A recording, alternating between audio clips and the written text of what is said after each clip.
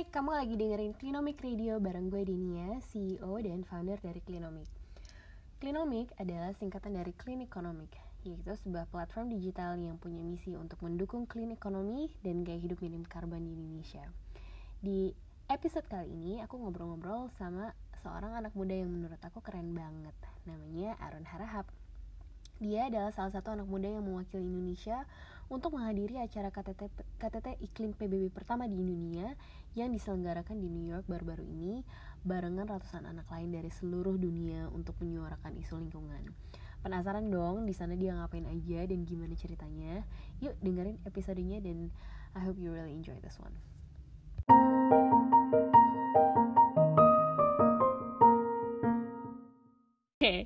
Hai Arun, sebelumnya makasih banget ya udah mau berpartisipasi di acara Clinomic Radio.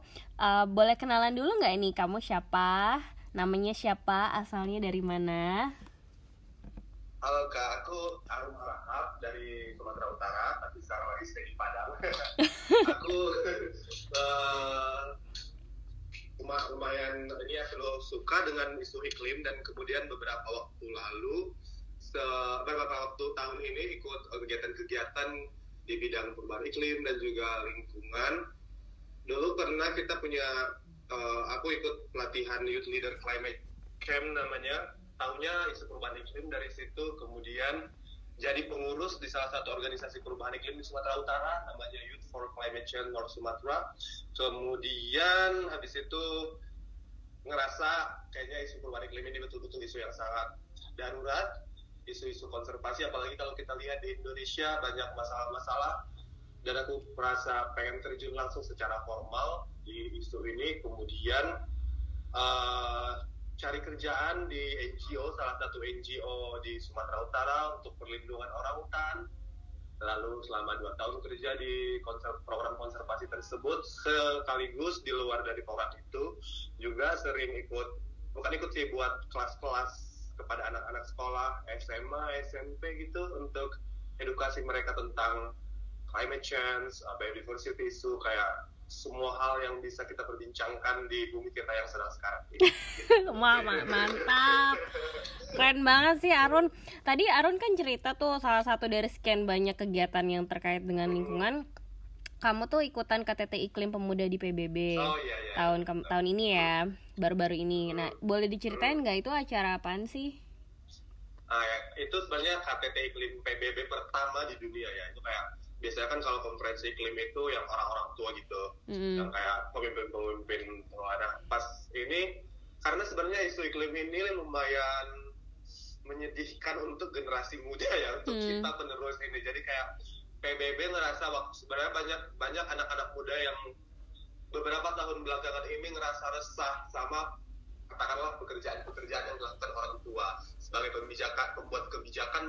Kita ngerasa anak muda gagal untuk menyediakan kita lingkungan yang aman hingga masa depan nanti. Nah, gara-gara keresahan anak muda ini, PBB mengundang seluruh anak muda di seluruh dunia yang fokus sama isu perubahan iklim untuk datang ke markas besar PBB, dan kita di sana mengeluarkan keresahan kita, menceritakan apa masukan-masukan yang bisa kita berikan kepada PBB dari seluruh kayak sekitar 500 sampai 700 anak muda. Dan alhamdulillahnya saya terpilih dari salah satu delegasi di Indonesia gitu. Kita ada 5 pemuda dari Indonesia, apanya kayaknya perempuan masa depan dunia deh.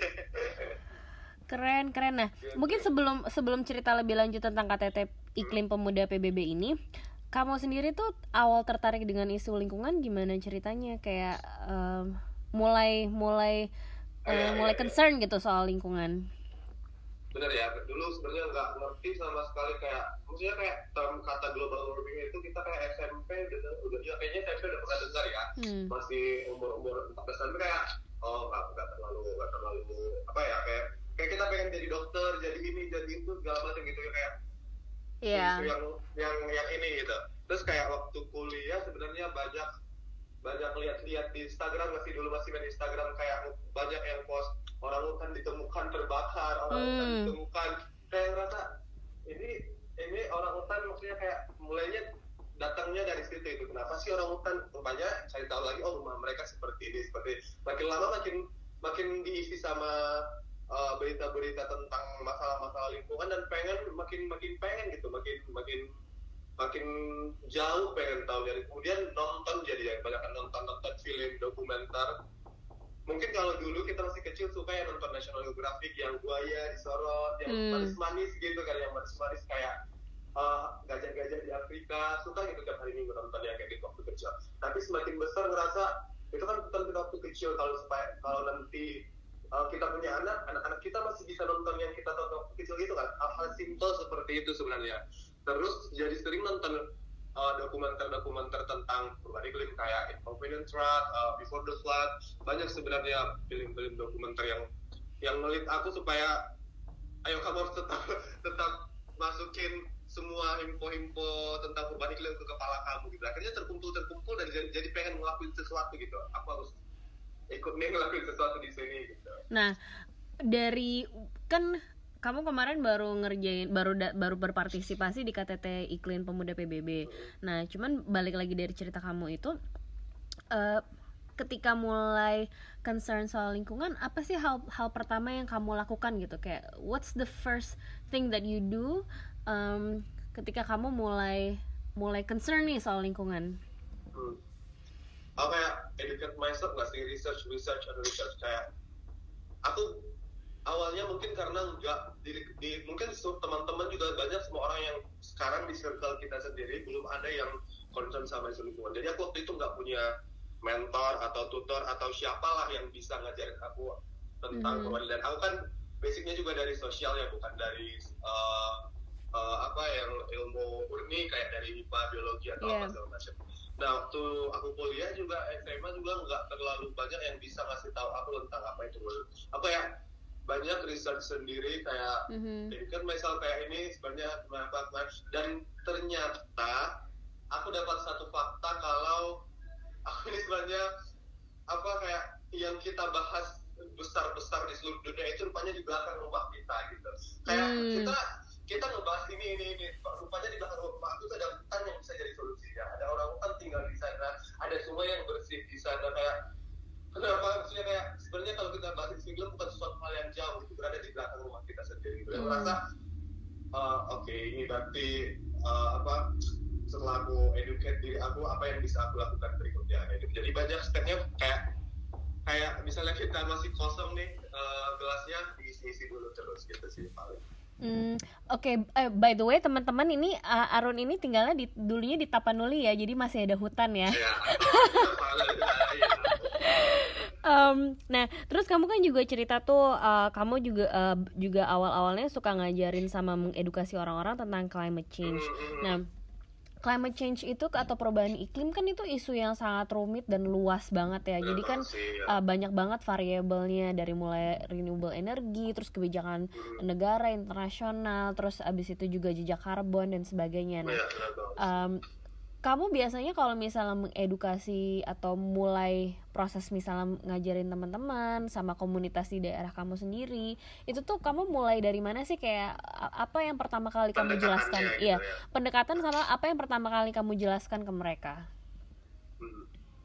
Sebenarnya ini lumayan banyak. Aku biasanya mapping dulu ini audiensnya siapa gitu.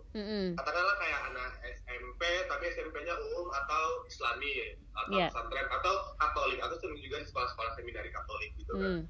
Nah, kayak kalau misalnya mereka di sekolah-sekolah yang latar belakangnya agak bagus, biasanya sih menunjukin permasalahannya dulu, kayak misalnya lihat bawa kayak ikan di laut yang ditusuk sama sedotan plastik kita kayak gitu. Atau kayak permasalahan misalnya yang di laut, ikan-ikan sekarang sudah kayak tercekik sama plastik-plastik yang kita buang ke sana kayak gitu. Dan aku masukin ke misalnya kalau ke Islam, ayat-ayat Al-Quran yang menyatakan kalau kita berdosa melakukan itu. Dan mereka makin tertarik nanti. Kalau misalnya Katolik, bahwa yang Laudato Si misalnya ada ajaran dari Paus tentang alam gitu. Nah, kalau misalnya secara umum aku lihat dulu dia sebenarnya dari kota atau dari rural. Kalau dia dari daerah pedalaman, aku bawa hutan di belakang rumah dia misalnya. Lebih hal-hal yang dekat antara. Kalau misalnya dia di kota, nyadarin polusi segala macam, apa sebenarnya yang bisa kita lakukan. Sebenarnya lebih kayak pendekatannya itu hal-hal yang kecil terus kita masukin ke dari spesial yang khusus dulu aku masuk ke general gitu. Kalau misalnya aku lebih banyak sering mungkin di isu kepunahan ya, karena menurut aku ini salah satu isu yang paling menggugah hati kalau kita berikan ke orang-orang tentang sekarang harimau udah mau punah loh, maksudnya harimau Bali udah pernah ada dan punah, mau nggak apa sih yang, dan itu maksudnya kayak kesalahan, bukan kesalahan sih, kayak katakanlah orang-orang tua sebelum kita mungkin tidak terlalu fokus di sana karena Indonesia belum ini masih banyak masalah gitu kan. Sekarang kita anak muda nanti kalau misalnya nih orang-orang Bali bisa tanya sama orang tua dia, ibu, kakek, kenapa sih dulu nggak jaga harimau? Sekarang harimau Bali udah punah misalnya kayak gitu. Nah kalau misalnya kita suatu saat jadi orang tua, kita punya harimau di belakang rumah kita ditanya anak cucu kita seperti itu, kita bisa jawab apa gitu. Dan banyak sih lebih kayak isu kepunahan menurut aku untuk anak-anak sekolah itu sangat lumayan masih dekat karena mereka masih belum terlalu jauh dari alam misalnya. Oke. Terus kalau balik lagi ke cerita KTT Iklim, coba boleh nggak ceritain kayak what's the best highlight from your experience di sana? Jadi kayak apa sih kayak hal-hal yang menurut kamu paling berkesan pas kamu berpartisipasi di acara itu? Banyak banget. Coba sebutin 3. Top 3. Top 3. Climate Strike sama Greta Thunberg. Apa? Yang acara Climate Strike si Greta tuh. Iya, tahu, Kayak euforia dan apa ya? Dan sampai sekarang kalau lihat itu serius, aku udah ikut marching kayak demo, bawa tulisan-tulisan jalan di New York, dan sampai dengan nggak tahu kayaknya 400.000 orang atau berapa ratus ribu orang gitu. Dan kita kayak semua teriak-teriak gitu loh, kayak anak mudanya dapat banget kayak kita nggak mau fossil fuel masih ada lagi, kita nggak mau kepunahan terjadi depan mata gitu kayak euforia, dan semua orang kan di situ lumayan kayak yang betul-betul concern sama isu perubahan iklim di seluruh dunia gitu kayak. Oke, itu sebenarnya hal-hal yang simpel, ringannya, dan tapi sampai sekarang nggak bisa diceritain. Kemudian apa ya, kayak mungkin waktu itu kita ada dikumpulin 60 anak dari seluruh dunia bersama di bawah UNESCO Man and Biosphere namanya. Jadi, itu ngapain tuh? UNESCO punya kegiatan di seluruh dunia cagar biosfer. Di Indonesia sekarang ada 16 cagar biosfer. Ada kayak Taman Nasional Gunung Leuser, Tangkahan, Bukit Lawang, itu masuk cagar biosfer dunia. Kemudian Komodo juga masuk cagar biosfer. Nah, semua anak yang 60 orang ini yang peduli dengan hutan atau ekosistem yang cagar biosfer ini, kita berkumpul, kita menceritakan masalah-masalah cagar biosfer dan apa yang pengen kita raih ke depannya. Dan kita di sana kayak diskusi banyak, dan kemudian bilang kalau salah satu dari UNESCO sendiri pengen meningkatkan cagar biosfer, dan itu sebenarnya bagus, which is di Indonesia cagar biosfer ada 16, tapi kita sebenarnya masih punya banyak potensi untuk meningkatkan cagar biosfer kita. Dan tentu ini saya juga pengen sih buat publikasi-publikasi, kemudian ngajak pemerintah supaya meningkatkan cagar biosfer kita, karena kayak hutan-hutan kita ini kalau dikasih status cagar biosfer ataupun World Heritage Site kayak situs warisan dunia, itu bisa jadi nilai tambah untuk memperkuat perlindungan dia gitu loh Kak. Kayak misalnya satu hutan nih kayak Leuser, katakanlah ada Taman Nasional Gunung Leuser ada di Aceh dan Sumatera Utara. Nah kalau Leuser ini terganggu sedikit misalnya, kan dunia udah langsung lihat kayak kita bisa cagar warisan dunia Leuser dimasuki tambang ini gitu kayak banyak kerusakan itu, dunia langsung nyorot gitu loh. Ini kan bukan cuma punya Indonesia, kayak seluruh dunia merasa memiliki gitu. Apalagi kayak kalau semakin tinggi statusnya kan semakin banyak juga program-program pelestarian yang masuk ke sana. Kalau kayak Leuser, Leonardo DiCaprio Foundation juga kayak banyak semuanya yang mata dunia melihat itu ikut bersama untuk menjaga hutan kita gitu. Nah sekarang di Indonesia 16 cagar biosfer, kita pengennya itu ditingkatkan gitu. Mungkin di Jawa Barat misalnya ada Taman Nasional Halimun Salak. Halimun Salak mungkin bisa belum jadi cagar biosfer. Nah mungkin kalau digali dia punya potensi jadi cagar biosfer. Kalau dia jadi cagar biosfer atau situs warisan dunia, nanti proteksi, pendanaan dan semuanya itu bisa semakin banyak ke Halimun Salak dan kerusakan di sana bisa semakin kecil dan mungkin bisa jadi nol. Gitu. Oke, nah itu yang status cagar biosfer ini siapa yang nentuin ya? Kalau statusnya itu setiap tahun UNESCO punya konvensi menyatakan dari misalnya negara ini ditambah cagar biosfernya ini. Tapi yang mengusulkan itu adalah pemerintah Indonesia misalnya. Kalau di Indonesia mungkin akan berkaitan sama KLHK, KSDAE gitu. Nah, kalau kita mungkin sebagai pemuda bisa bersuara untuk ayo dong pemerintah ajukan ini dan mungkin memperlihatkan di banyaknya sekarang kampanye-kampanye yang tentang kerusakan lingkungan kita, ayo kita tunjukkan juga bahwa kita punya, walaupun kita masih ada kerusakan lingkungan hutan di Indonesia, tapi ini bisa punya potensi supaya ditambahkan nilainya jadi cagar biosfer. Kalau dia jadi cagar biosfer, kerusakannya mungkin bisa kita turunkan sampai nol gitu. Jadi kayak harus dari pemerintah yang mengajukan dulu. Tapi kita sebagai anak muda tetap aja bisa nge-push pemerintah supaya supaya mengajukan ini jadi cagar biosfer gitu. Jadi UNESCO nanti tiap tahun akan menilai yang mana yang layak jadi cagar biosfer setelah diajukan dan di stempel cek ini kalian jadi cagar biosfer. I see. Soalnya itu emang bisa jadi salah satu solusi ya. Bener banget. Karena kayak aku ingat banget kemarin, ini agak sedikit melenceng dari pembicaraan tapi sedikit relevan. Aku kemarin kan baru jalan-jalan di Tangkahan kan, dan di Tangkahan itu benar-benar indah banget hutannya, dan orang-orang di situ tuh dulu cerita bahwa sebelum Tangkahan ini berubah fungsi jadi cagar dekat si tanah loser itu ekoturism, mereka tuh dulu pekerjaannya adalah illegal logging gitu. Jadi emang kerjanya mereka tuh kerjanya justru emang mangkas-mangkasin hutan secara ilegal.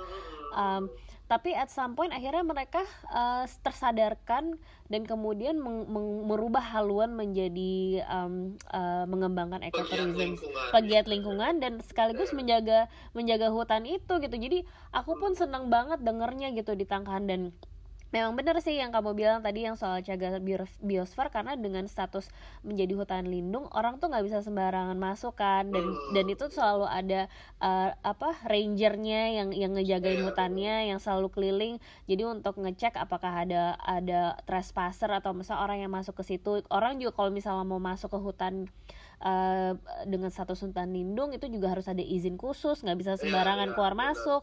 Jadi kayak memang proteksinya itu jadi lebih ditingkatkan ya. Nah kita yang pengen dorong pemerintah, ayo semua hutan-hutan kita petakan, kalau potensi kenapa enggak gitu. Oke. Nah buat kamu sendiri apa nih rencana ke depan kamu setelah KTT Iklim, Climate Strike, dan kamu plan ke depannya mau ngapain? Udah kalau plan banyak banget. Cerita dong biar kita bisa terinspirasi. Karena kebetulan aku sekarang tinggal di Padang ya, kayaknya di Padang dan kayaknya bakal lama di sini. Aku sama teman-teman udah buat satu plan, satu rencana yang lumayan komit, dan baru banget tadi pagi kita selesai dari sana. Jadi kayak mau petakan sekolah-sekolah yang potensial untuk kita dampingi di Padang untuk edukasi seluruh anak-anaknya untuk terkait isu-isu lingkungan, perubahan iklim, biodiversity terutama. Kemudian buat komitmen sama sekolah itu, mereka mau dibantu seperti apa, misalnya buat vertical garden di sekolahnya, buat zero waste program di sekolahnya supaya plastik nggak ada lagi sama sekali di kantin-kantin mereka misalnya gitu.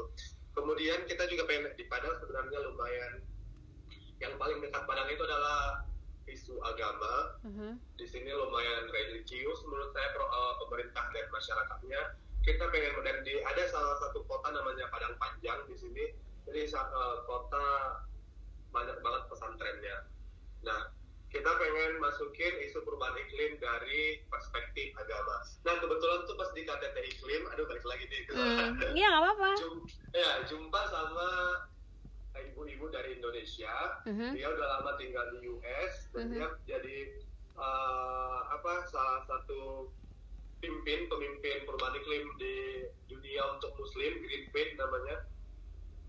Nah, dia di US, di Amerika bawa isu perubahan iklim dari perspektif agama misalnya gitu kan. Tapi dia kayak sekarang kan kalau misalnya kita cerita agama, semua orang kayak cerita surga neraka ini segala macam gitu ya. Kayak politik banget malah kadang. Nah, sebenarnya kita pengen masukin kenapa isu perubahan iklim nggak tersentuh dari isu agamanya misalnya gitu. Banyak loh di sini kayak perintah-perintah Tuhan katakanlah seperti itu yang bersinggungan dengan lingkungan. Tapi kenapa orang nggak pernah membicarakan itu? Kenapa di khutbah kita di masjid, di gereja jarang sekali yang diangkat tentang itu? Padahal kalau ada kabut asap kita semua merasa astagfirullah kayak gitu kan, kayak semua orang rasa. Tapi kenapa kita nggak bahas itu di forum-forum agama kita? Itu yang pengen kita lakuin di Padang, karena di sini kebetulan banyak pesantren kalau kita lihat banyak melahirkan ustazah yang punya banyak komunitas, nanti punya banyak jamaah nanti. Kalau misalnya ustazahnya bisa kita kasih, calon-calon ustazah ini bisa kita kasih edukasi tentang perubahan iklim, nanti ke jamaah dia bisa, dan mungkin pendekatan agama langsung menyentuh, karena kan tentang nurani ya kalau agama ya, tentang dompet, tentang uang. Mungkin setelah itu dia bisa langsung di jemaah-jemaahnya bisa bilang cerita tentang perubahan iklim, dan menurutnya mungkin kita bisa jadi efek resi juga sangat besar gitu. Sebenarnya udah ada loh fatwa MUI di tahun 2014 tentang pengelolaan sampah. Jadi itu udah sempat dibahas juga sama MUI tentang larangan disebutkan juga tuh kayak dasar-dasar ayat Al-Qur'an yang fondasi-fondasinya. Terus apa lagi? Ya itu sih paling pertama. Terus aku kan kebetulan sekarang kuliahnya di manajemen sumber daya alam juga. Nanti bakal banyak penelitian. Nah itu tadi yang Cakar Bioskop, pengen banyak penelitian tentang itu. Ini lebih kayak personalis sih, bukan kegiatan kolektif gitu. Kemudian sekarang lagi sering rangkul komunitas di Padang sih, supaya ngelakuin nonton bareng. Pokoknya hal-hal yang bisa berhubungan dengan perubahan iklim. Kayak menurut aku, kalau misalnya membicarakan perubahan iklim ini jangan dari sisi ilmiah dulu, karena itu bakal buat orang pusing dan nggak mau cerita. Tapi kalau kita kalau kita bilang karbon loh sekarang emisi kita udah sampai segini, seperti itu kan. Tapi kalau kita bawa dari hal-hal yang kecil, dari nonton film, kemudian setelah nonton film kita bahas kayak gimana caranya untuk green lifestyle. Nah setelah itu kita cerita-cerita, misalnya kalau ke kampus naik ini ke sini, aku sering kayak gitu sih biasanya. Pastikan setelah kita ngasih masalah, loh gimana Kak caranya supaya kita bisa mengurangi emisi kita, nah baru masuknya dari sana gitu. Oke Arun, untuk pertanyaan terakhir nih, apa pesan-pesan kamu atau tips kamu buat teman-teman yang mulai concern nih atau pengen melakukan sesuatu untuk lingkungan? Kayak apa sih yang kira-kira bisa kita lakukan? Kalau dari aku sih pertama kayak educate yourself. Kayak istilahnya masih kosong atau belum penuh tentang ilmu-ilmu lingkungan, ilmu biodiversity, diisi dulu semua, dimasukin. Dari kita mau pendekatan dari mana? Dari sampah plastik bisa, dari polusi bisa, dari biodiversity bisa. Pertama kayak educate aja, kayak masukin semua ilmu-ilmu lingkungan ke kita. Kemudian aku selalu bilang sih kalau di sekolah-sekolah atau di mana-mana kalau yang nanya gini, kayak ada beberapa hal yang kita lakukan. Yang pertama individual action sama collective action. Yang pertama dulu banget, dan ini mungkin bisa lama, individual action dulu. Kayak ngerubah lifestyle, kayak yang biasanya kita perhatikan, misalnya tiap hari di kampus, di sekolah kita beli 1 botol plastik, 7 hari udah 7 botol plastik ya kan. Nah kalau misalnya kita bawa tumbler selama 7 hari 0 plastik, selama 1 bulan 0 plastik, sampai 1 tahun jadi 0 botol plastik. Nah gitu. Kemudian kalau dari transportasi yang biasanya kita misalnya katakan ke kampus naik motor, naik ini, kalau kebetulan kamu anak kos dan nggak terlalu jauh dari kampus atau dari sekolah kamu, ayo buat program kayak sekali seminggu nih, aku komitmen mau kurangi emisi aku dari di bumi kita ini. Satu, misalnya tiap hari, kalau hari Jumat masuk kampusnya jam 10 atau jam 11 siang, ya udah deh pagi aku jalan kaki aja ke kampus, kok cuma 20 menit, 30 menit gitu. Sebenarnya kalau ini dilakukan rame-rame sama semua orang, itu bisa menjadi kayak mengurangi panas bumi kita ini semakin cepat. Maksudnya kayak kita untuk mendinginkan suhu bumi kita ini makin lebih optimis gitu. Kayak teman-teman yang Earth Hour aja bisa kok dalam satu jam aja bisa pengen matikan semua lampu gitu. Kalau misalnya setiap hari kita buat hal-hal yang seperti ini dan rame-rame dilakukan, otomatis kan impact-nya bisa besar gitu. Kalau yang collective action, yang pertama kan yang individual action ya, kayak diri kita sendiri aja dulu. Misalnya kamu suka nanam pohon, ya udah tanamin aja di rumah kamu di mana gitu. Dan lebih kayak change your lifestyle sih, kayak yang biasanya aku kayak gini nih orangnya nih, nggak terlalu peduli sama lingkungan. Atau mungkin tiap hari coba deh, kayak kalau bangun, lebih ke psikologis sih, bangun kayak ngerup udara segar itu, mikirin ini datangnya dari mana kalau bukan dari pohon-pohon atau hutan-hutan di Sumatera atau di Kalimantan sana gitu. Nah, habis itu pasti kamu setelah dari tadi educate yourself sama change yourself itu kan sebenarnya karena kita resah ya. Kita bisa tahu karena kita belajar, kita edukasi kepala kita, isi otak kita. Kalau kita dapat belajar, semoga kita resah. Kalau kita resah pasti kita pengen ngubah diri kita dulu. Kalau diri kita udah berubah, kita buat collective action rame-rame. Kalau kebetulan kamu punya organisasi kampus, kamu bisa ngelakuin apa aja. Misalnya organisasi kampus kamu lagi ulang tahun nih, bulan depan ulang tahun, tanam pohon aja untuk selebrasinya. Cari hal-hal yang selebrasi yang biasanya jauh dari lingkungan, masukkan semua ke masalah lingkungan. Misalnya kampus kamu merekrut, organisasi kamu ngerekrut anak-anak baru, ayo ambil sampah untuk selebrasinya gitu. Hal-hal yang seperti ini sebenarnya luput dari jangkauan kita yang kecil-kecil, tapi bisa masuk ke psikologi kita. Kalau setiap hari kita jadi tren nggak sih, kayak misalnya ulang tahun dulu ceplokkan telur sampai segala macam. Kalau ulang tahun sekarang nanam pohon, jadi kayak tren. Kalau bisa jadi tren besar diikuti sama semua orang, itu awareness kita langsung naik dan impact-nya langsung besar ke ini gitu. Setuju banget. Ya, aduh, kebanyakan ngomong. Nggak apa-apa. Kalau misalnya udah seperti itu, kamu pengen lebih serius lagi, dan kalau misalnya memang betul-betul menjiwai banget, terjun aja langsung ke lapangan, terjun sama organisasi-organisasi, NGO, gerakan-gerakan. Banyak sekali movement untuk menyembuhkan ibu bumi kita sekarang ini gitu. Kayak kalau misalnya nggak material, mungkin kamu bisa, kalau misalnya kebetulan kamu kaya, punya material, punya banyak uang, ayo buat donasi segala macam, atau mungkin bisa crowdfunding. Tapi kalau kebetulan kamu cuman bisa yang kecil, hal-hal kecil aja, kamu misalnya punya kuota internet, ya kan?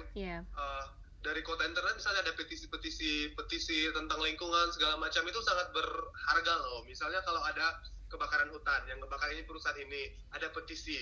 Bayangkan kalau cuma 100 orang yang tanda tangan petisi atau 1.000 orang, pasti pembuat petisi menyerahkannya kepada si gubernur mana peduli, cuma 100 orang aja kok, nggak banyak yang terganggu. Tapi bayangkan kalau katakan anak muda di seluruh Indonesia ada sekitar 15 juta anak muda ngetanda tanganin ini gitu, dibawa ke si gubernur, kayak gubernur serius 15 juta orang peduli sama hutan yang ada di provinsi aku, kayak gitu kan.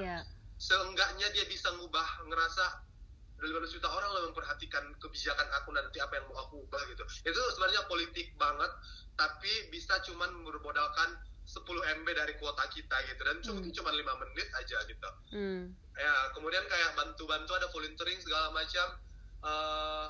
Banyak sih sekarang movement yang bisa kamu cari di internet, dan kemudian ikut, bahkan nggak usah jauh-jauh, nggak mungkin Kalimantan ke Jawa, mungkin kalau kamu tinggal di Jawa bisa cari organisasi-organisasi yang bisa kamu bantu untuk ngelakuin itu, atau bisa kamu dekatin, misalnya organisasi kamu pengen dibina sama mereka gitu. Jadi kayak banyak sekali yang bisa kita lakukan gitu. Iya, setuju banget ya, karena apalagi sekarang tuh movement yang tadi Arun bilang tuh udah banyak banget, dari mulai volunteering opportunities tuh, dari mulai misalnya beach clean up, terus habis itu juga plugging, terus yang kayak nanam mangrove di tempat penanaman mangrove gitu, kayak gitu-gitu udah banyak banget ya sekarang kesempatan-kesempatannya gitu.